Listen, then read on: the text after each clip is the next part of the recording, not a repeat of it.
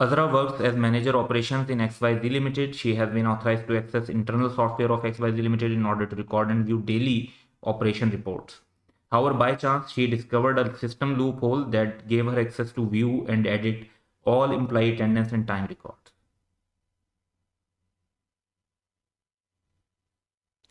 तो जो एक्सेस है ये डेफिनेटली अनऑथराइज्ड एक्सेस है, क्योंकि she was not suppose to see the employee attendance and time record, she was suppose to see daily operation reports, और उनको रिकॉर्ड करने के लिए उनको सॉफ्टवेयर की एक्सेस दी गई थी।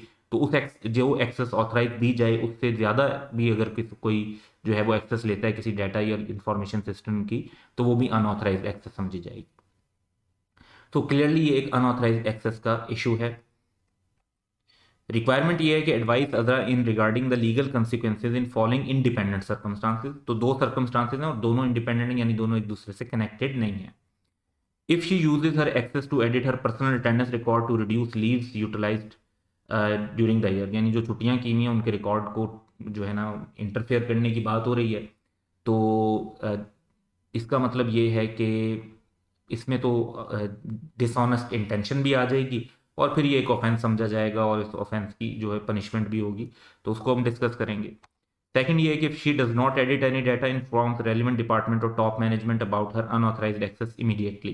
तो अब बेशक जो यहाँ पे नज़र आ रहा है कि जो एक्सेस है वो अनऑथराइज्ड है, ये नज़र आ रहा है कि इंटेंशन जो है वो डिसऑनेस्ट नहीं थी एट ऑल, और इस वजह से कोई पनिशमेंट नहीं बनती।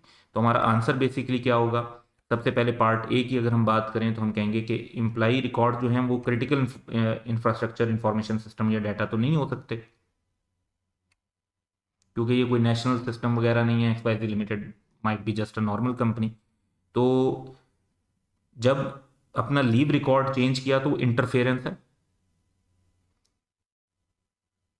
और डिसऑनेस्ट इंटेंशन के साथ है, तो पनिशमेंट हो सकती है अप टू 2 years और फाइन हो सकता है अप टू ₹500,000 या दोनों भी हो सकते हैं।